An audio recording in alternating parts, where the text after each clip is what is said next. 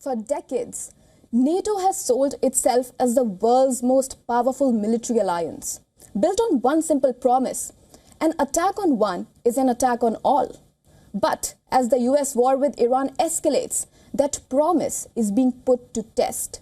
President Donald Trump is now openly questioning whether NATO would actually fight alongside Washington after several European allies have refused to join the war. So why is NATO hesitating? And what does this rift mean for the future of the alliance?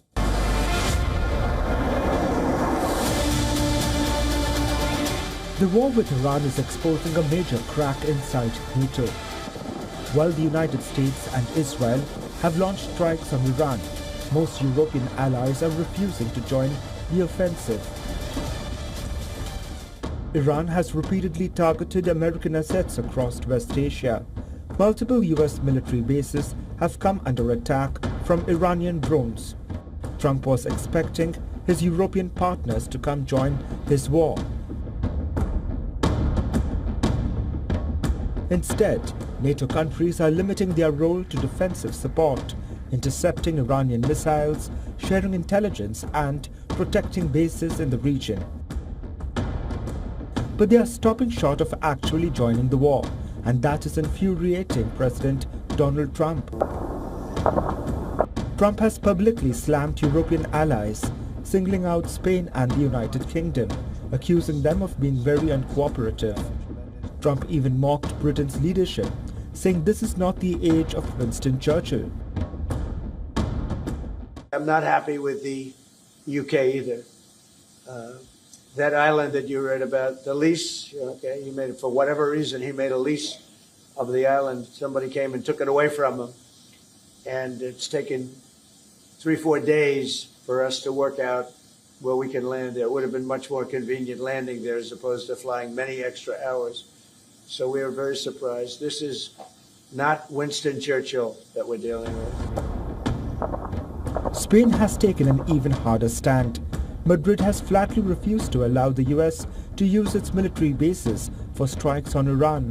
Spanish Prime Minister Pedro Sánchez summed up his position in 3 words: no to war. We must learn from history and cannot play Russian roulette with the fate of millions of people. The powers involved in this conflict must immediately cease hostilities and commit to dialogue and diplomacy. Germany has also made it clear it will not join a war against Iran. France too is walking a careful line, deploying warships and fighter jets to protect its interests, but refusing to endorse US and Israeli strikes that it says violate international law. Although President Macron has said that France will be increasing its nuclear warheads. I have ordered an increase in the number of nuclear warheads in our arsenal. To put an end to any speculation, we will no longer communicate on the figures of our nuclear arsenal, contrary to what may have been the case in the past. To be free, therefore, one must be feared, and to be feared, one must be powerful. Even Britain, America's closest ally, is holding back. London is allowing US forces to use some bases only for defensive missions, while British air defenses are intercepting Iranian drones and missiles targeting regional facilities. But Britain has stopped short of joining the offensive campaign against Tehran. Family and friends of those who are caught in the region will be worried sick about them. And of course, we've got civilians and military personnel at risk in the region. We need to act, therefore, with clarity, with purpose, and with a cool head. The reason is simple. Europe does not want another West Asia war. Governments across the continent fear massive domestic backlash, regional escalation, and a direct confrontation with Iran.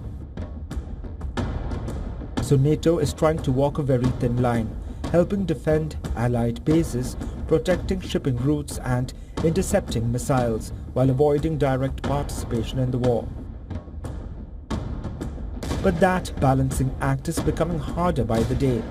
As the war widens, European allies are finding themselves pulled into the conflict, whether they like it or not. And Trump is growing more frustrated. For years he has accused NATO of relying too heavily on American military power. Now, with Iran war expanding, Trump is asking the question he has always asked. When it really matters, will NATO actually fight or will it hesitate? For now, the alliance is choosing caution. But if Iran's retaliation intensifies, NATO may soon face a moment of truth. Join the war or risk a historic break with Washington.